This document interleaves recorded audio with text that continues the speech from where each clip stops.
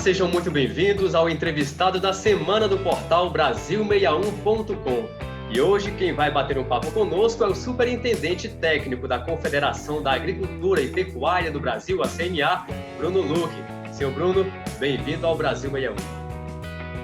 Olá, Marquezão, obrigado pelo convite. Certo, bom, a nossa primeira pergunta é a seguinte: a agropecuária foi o setor que apresentou o crescimento nas exportações durante a pandemia, né? O senhor acha que esse crescimento ele pode ser comprometido nos próximos meses ou o setor vai continuar aí com bons resultados? Bem, é importante a gente destacar, né, que todo esse crescimento do setor, das exportações, né, dos empregos, do PIB como um todo, né, isso é fruto de um trabalho que já vem de longa data, né? O setor tem usa a tecnologia muito bem, é um setor extremamente competitivo, né? E nesse momento de pandemia foi extremamente importante, não só para dar a contribuição da segurança alimentar, mas também para ser aí um dos principais motores da recuperação da economia do Brasil.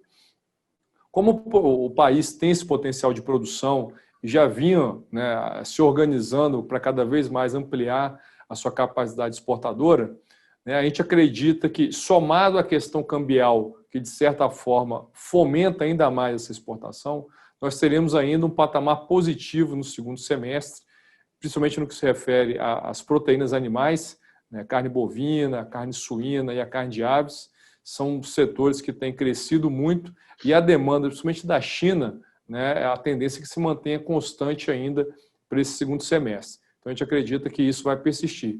Dos outros produtos, soja, açúcar principalmente, café, esses produtos também vão se manter, né, em patamares melhores que o ano anterior. Alguns têm diferença na questão da sazonalidade da produção, há uma exportação geralmente maior no começo do ano em relação ao segundo, mas comparado ao ano anterior, né, o ano passado, a gente acredita que vai estar maior também.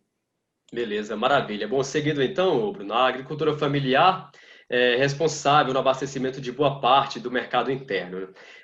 Como garantir que os pequenos produtores tenham condições de produzir, principalmente nos pequenos municípios do país? É interessante essa pergunta, porque quando a gente realmente pensa na agricultura familiar, às vezes a gente só tem a imagem do abastecimento interno. E muitos desses produtos que eu citei, como o café, né, a própria produção de frango e suíno no sul do país, grande parte dela vem da agricultura familiar, né, que também trabalha com a sua diversificação de produção e tem produtos de exportação também, né? Então, essa questão do agronegócio brasileiro é muito interessante, porque ele é bastante diversificado, né, e o perfil de produtor é muito dinâmico para depender de cada cultura, né? Então, nós temos dentro hoje, né, falando aí dos setores, alguns setores que têm a sua produção voltada para a produção interna, principalmente hortaliças, né, frutas, em que a gente tem aumentado cada vez mais as exportações. Ainda o grosso fica aqui no Brasil, o setor lácteo, que a CNA vem trabalhando cada vez mais para ampliar mercados, conseguir conquistar mercados internacionais. O forte da produção ainda é o mercado brasileiro. E esses setores que a gente diz que, inclusive, são setores de produtos perecíveis, foram um dos setores mais afetados na pandemia. A gente observa que nos primeiros meses, com fechamento de bares, restaurantes, proibição de feiras livres, esses setores tiveram um impacto muito grande na sua receita. Muitos não conseguiram vender a produção ou tiveram que realocar para outras formas de comercialização. Inclusive, a CNA trabalhou muito isso, criando opções de feira segura, criando mercado online. Isso, de certa forma, ajudou muitos desses produtos, né? O próprio setor da aquicultura, quando a gente fala de camarão e piscicultura, foi setores que nós conseguimos, inclusive, abrir alguns mercados, no caso do camarão, para aliviar um pouco o excedente da produção nacional. Mas todos esses setores, né, tiveram um momento crítico e, nesse momento, eles, vamos dizer assim, estão se reequilibrando a questão de oferta e demanda. Alguns estão tendo aumento de preço, porque houve um desestímulo dos produtores nesse período de baixa de preço e alta de custo de produção. Mas qual que é a principal preocupação do setor nesse momento, desses setores de perecíveis? É principalmente a questão do auxílio emergencial do governo, ele se encerrar nos próximos meses ou reduzir, porque a gente sabe que ele ajudou muito a manter o consumo de alimentos, em alguns casos até aumentou, né, principalmente o consumo em domicílio, as pessoas tendo que ficar mais em casa, né, tiveram que realmente trabalhar melhor a questão alimentar, e isso, de certa forma, ajudou, né, ao longo aí desses meses mais críticos da pandemia. Então, isso tudo preocupa, né, como vai ser esse comportamento nos próximos meses, principalmente vindo num patamar de aumento de custo de produção, né? O câmbio continua elevado e grande parte dos insumos que nós utilizamos, fertilizantes, defensivos, medicamentos veterinários, enfim, grande parte desses produtos são importados. Então, os estoques, as compras que já tinham sido feitas, elas já foram internalizadas. A partir desse momento, realmente, o que for comprado, né, o produtor vai ter um custo bem mais elevado.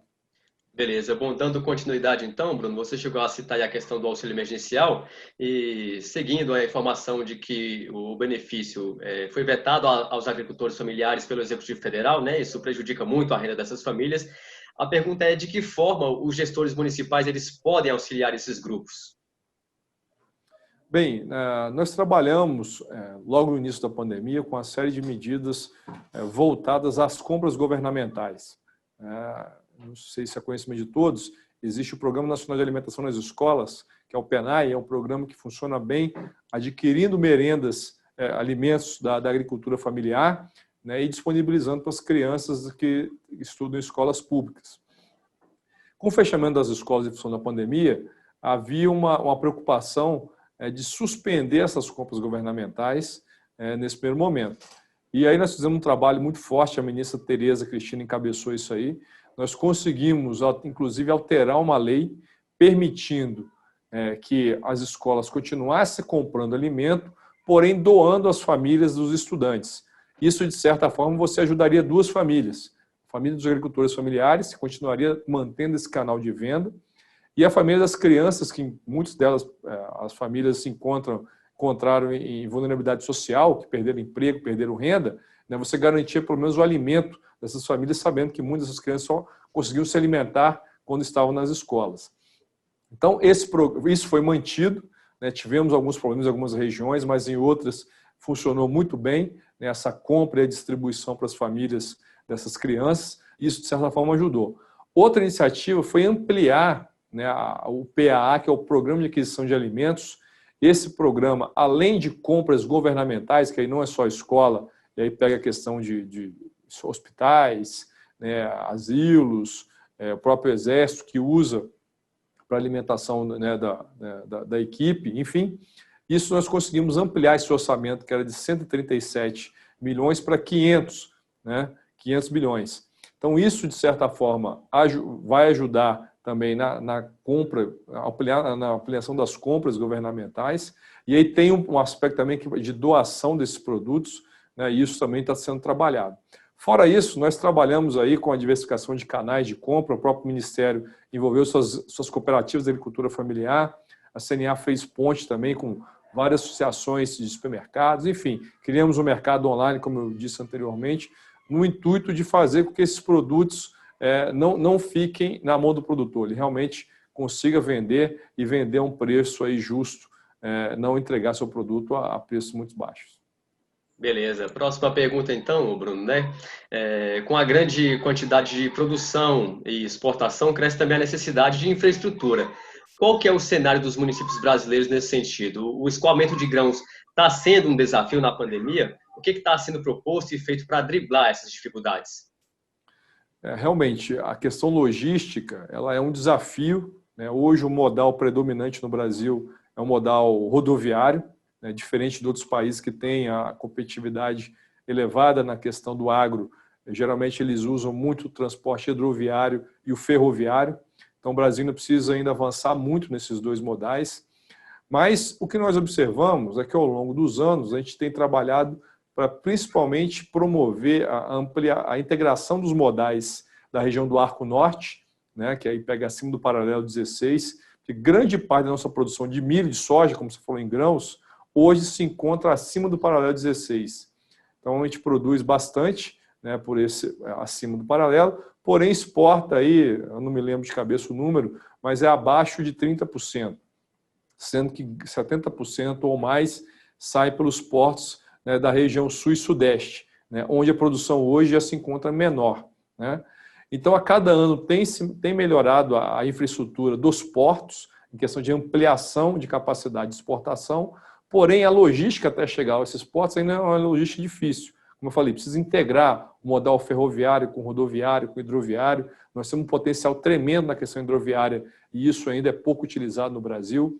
Mas estamos tendo avanços, né? Conseguimos concluir a BR-163, que é um canal importantíssimo para escoar os grãos do Mato Grosso para a região do país, pelos portos do Largo Norte.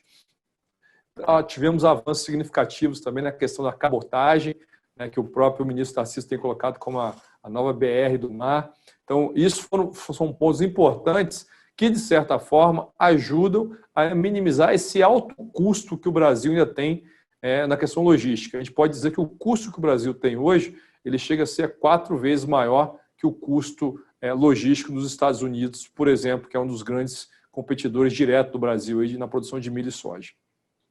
Perfeito. Bom, a próxima pergunta aqui, como que o senhor avalia a atuação do país frente ao agronegócio nesse período de pandemia, levando em conta a importância desse setor, né? O que pode melhorar?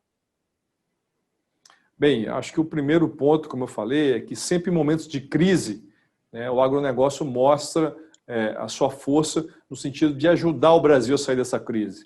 É a locomotiva que ajuda a puxar aí a recuperação do país. Aconteceu isso em anos anteriores, e nessa crise, muito mais que o aspecto econômico, eu acho que o agro teve uma questão social, né, de garantir o abastecimento da população brasileira. O produtor rural puxou para si a responsabilidade de não parar a produção, de continuar produzindo, né, lógico, adotando todas as recomendações sanitárias. Né, a agroindústria também foi da mesma forma, uma cadeia de insumos. Conseguimos que o país não parasse na questão logística para que o setor pudesse dar sua contribuição, e o resultado está aí. Né? Nós estamos ainda atravessando, a pandemia não acabou, está tendo um prejuízo muito grande ainda para o país, não só para o Brasil, mas para outros países, mas o setor ajudou e está ajudando a garantir a segurança alimentar, a não faltar alimento à população, está ajudando na geração de empregos, né? Foi o setor que mais ampliou vagas de emprego no primeiro semestre, se não me engano, foi mais de 60 mil vagas, em decorrência dos demais que fecharam vagas. Né? Então, isso mostra que o setor tem uma contribuição social muito grande para o país. E não só para o país nesse momento, como as exportações que têm crescido, né, sem prejudicar, né, o abastecimento interno, ajudando outros países que tiveram problema na sua produção, tiveram algum tipo de percalço, a abastecer com alimentos aí de alta qualidade, né, e com sanidade elevada. Então, acho que o setor demonstra a sua importância. Agora, é um setor que também não está imune à crise.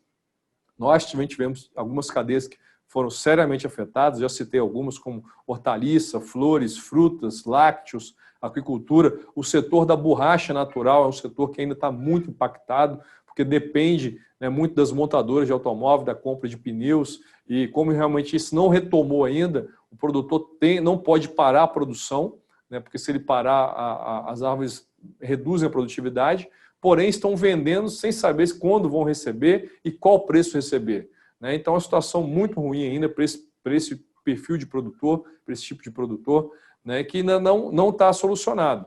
Então, no momento, né, nós temos trabalhado medidas principalmente voltadas ao crédito, à redução, né, das taxas de juros cobrados. Né, fizemos um trabalho muito forte com a ministra Tereza Cristina nesse plano agrícola, conseguiu realmente o aumento do volume de recursos, conseguimos ampliar o recurso do seguro rural, que visa também, principalmente, mitigar os riscos climáticos e de mercado que o produtor tem, né? Mas estamos aperfeiçoando. A gente acredita ter um grupo montado hoje entre a CNA, a própria Frente Parlamentar da Agropecuária, o Ministério da Economia, o Ministério da Agricultura, a FEBRABAN e o Banco Central para discutir como a gente pode ainda cada vez mais reduzir essas burocracias que existem no crédito e proporcionar ao produtor rural taxas de juros menores, seja no crédito rural oficial ou no mercado privado. Né?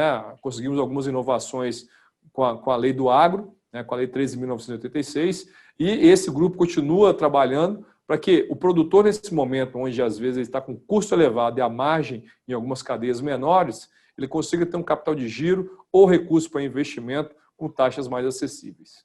Beleza, Bruno. Caminhando então já para o final da nossa entrevista, a última pergunta, né? Quais são as expectativas para o agronegócio no pós-Covid-19? Bem, nós acreditamos que a crise, apesar de toda a parte negativa, né, da perda de vidas, né, do impacto às famílias, econômico, ao produtor rural também, ela vai deixar um legado positivo, né, em alguns segmentos. Principalmente no setor rural, nós temos observado, né, uma organização melhor dos produtores na busca de informações, né, na melhoria da comercialização do seu produto. Então, a gente acredita que o mercado virtual, o mercado eletrônico, né, vai vir realmente para ficar. A gente tem aumentado muito a venda de produtos do agro de forma virtual, a compra de insumos também, alguns produtores já têm começado a fazer isso, e para isso a gente precisa de ter conectividade, né? Então esse é o desafio hoje, um dos grandes desafios do setor, além do crédito que eu já citei, essa questão da conectividade nas propriedades rurais, não só para trabalhar a questão de comercialização, né, mas a questão do uso de tecnologias, né, automação de máquinas, velocidade de sistemas ligados e aplicativos que usam a internet, para a própria capacitação do produtor. O Senar oferece vários cursos em EAD, nós temos inclusive assistência técnica remota do Senar, mas para isso precisa ter conectividade no campo, né? Para a própria segurança do produtor, a gente já tem hoje patrulhas rurais funcionando em parceria com sindicatos rurais, mas através de grupos de WhatsApp.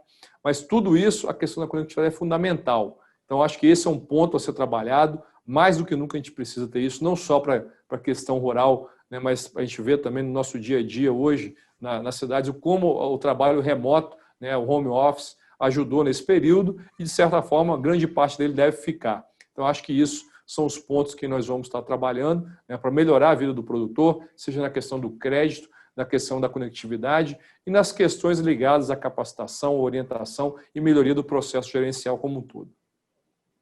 Muito bem, Bruno. Muito obrigado, então, pela sua participação. Eu queria agradecer em nome de toda a equipe e a gente espera contar com sua participação em outras oportunidades, tá certo? Eu agradeço o convite e a CNA segue à disposição. Um abraço. Forte abraço. Tchau, tchau.